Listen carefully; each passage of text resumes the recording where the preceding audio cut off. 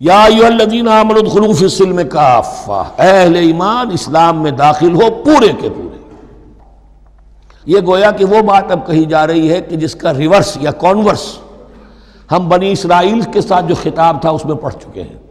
افتؤمنون ببعض الکتاب وتکفرون ببعض، کیا تم ہماری کتاب، ہمارے دین، ہماری شریعت کے ایک حصے کو مانتے ہو اور ایک کو رد کر دیتے ہو؟ فما جزاء من يفعل ذلك منكم الا خزي في الحیاۃ الدنیا ویوم القیامۃ يردون الى اشد العذاب۔ تو جو کوئی بھی تم میں سے یہ روش اختیار کرے گا اس کی کوئی سزا اس کے سوا نہیں ہے کہ دنیا میں ذلت اور خواری ان پر مسلط کر دی جائے اور قیامت کے دن شدید ترین عذاب میں جھونک دیے۔ اس کو اب مثبت پیرائے میں مسلمانوں سے کہا جا رہا ہے یا ایھا الذین آمنوا ادخلوا فی السلم کافہ، ریزرویشنز کے ساتھ نہیں، ایکسیپشنز کے ساتھ نہیں۔ اللہ کی بندگی تو کرنی ہے، اس معاملے میں نہیں۔ اللہ کے حکم تو ماننا ہے لیکن یہ حکم نہیں میں مان سکتا، یہ ایک کی بھی نفی جو ہے وہ گویا کہ کل کی نفی ہو جائے گی۔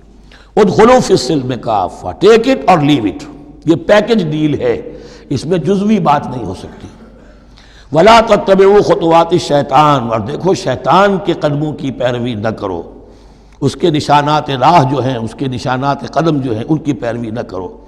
انہ لکم عدو مبین، وہ تو یقیناً تمہارا بڑا کھلا دشمن ہے۔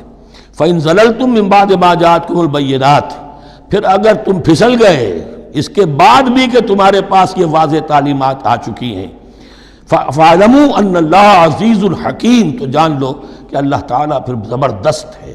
اس میں دھمکی کا پہلو آ گیا کہ پھر اللہ کی جو ہے پکڑ سخت ہوگی، حکیم بھی ہے، اس کی پکڑ میں بھی حکمت ہے۔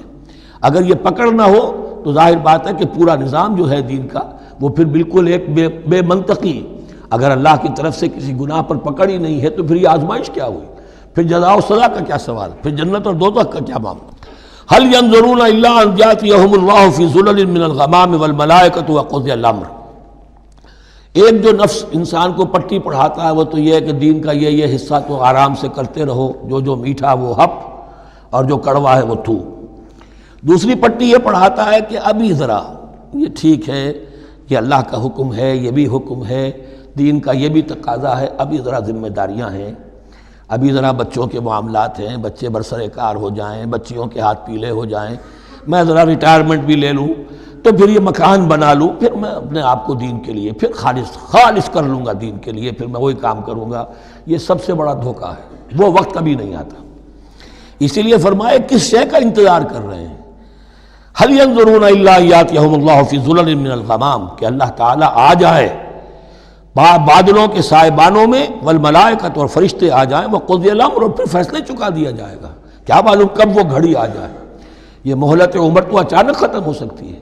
پوری دنیا کی قیامت بھی جب آئے گی اچانک آئے گی، اور ہر شخص کی ذاتی قیامت تو اس کے سر کے اوپر تلوار کی طرح لٹکی ہوئی ہے کہ من مات فقط قامت قیامتہ، جو مر گیا اس کی قیامت تو آ گئی۔ کیا تمہارے پاس گارنٹی ہے یہ سارے کام کرو گے تب تک زندہ رہو گے اور پھر بھی تمہارے جسم میں کوئی توانائی، کوئی رمق باقی رہ جائے گی کہ دین کا کوئی کام کر سکو؟